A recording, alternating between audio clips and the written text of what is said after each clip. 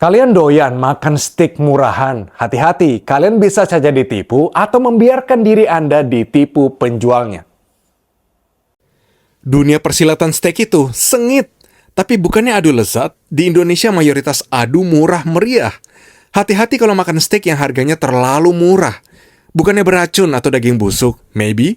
Namun pahami dan sadari bahwa you get what you pay for. Tidak ada namanya penjual mau merugi. Yang ada adalah Anda tertipu dengan trik ini. 1. Kalau kalian pesan prime cuts atau tenderloin, sirloin, ribeye, mayoritas akan digantikan dengan secondary atau utility cuts yang bentuknya hampir serupa, namun harga modalnya jauh lebih murah. Lagi pula setelah dimasak kalian juga tidak akan tahu perbedaannya, apalagi orang Indonesia paling doyan mengguyur saus ke atas steak sehingga makin tidak kelihatan. Dan untuk menutupi kekurangan rasa gurihnya karena umumnya lebih rendah marbling dan asam aminonya, penjual steak di Indonesia mayoritas akan marinasi dagingnya dan disajikan dengan bumbu flavor kuat. Sedangkan aslinya, daging hanya dimarinasi pakai garam dan lada, dan itu pun hanya sebelum dimasak dan disajikan terpisah dengan sausnya. 2. Penjual mendapatkan harga yang lebih murah dengan pembelian secara bulk, membeli sapi perah yang sudah tua atau daging kadaluarsa, membeli daging frozen bonggolan yang tidak wet aging dahulu, maupun yang parah adalah menggunakan karkas dari tempat pembuangan hewan ternak yang mati akibat penyakit maupun infeksi tertentu.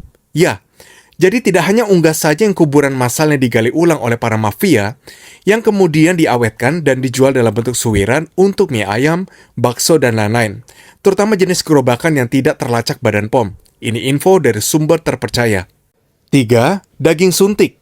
Ya, daging low grade disuntik dengan marbling palsu dari lemak nabati, sehingga bobot masanya lebih berat sebelum dimasak.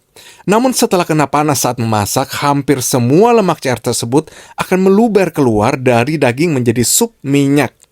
Alhasil waktu disajikan, daging akan menciut drastis dengan kesan aroma aneh dari lemak nabati. Masih banyak lagi sebenarnya triknya, dan mungkin tidak semua penjual steak murah melakukan ini, hopefully. Jadi lebih baik nabung dulu untuk sekalian beli steak berkualitas di steakhouse ternama, oke? Semoga kalian dapat inspirasi dari postingan ini, dan untuk kalian yang masih sakit-sakitan dan bergumul di penyakit itu terus-menerus, saya mau bantu kalian dengan membuatkan program diet khusus untuk diri kalian.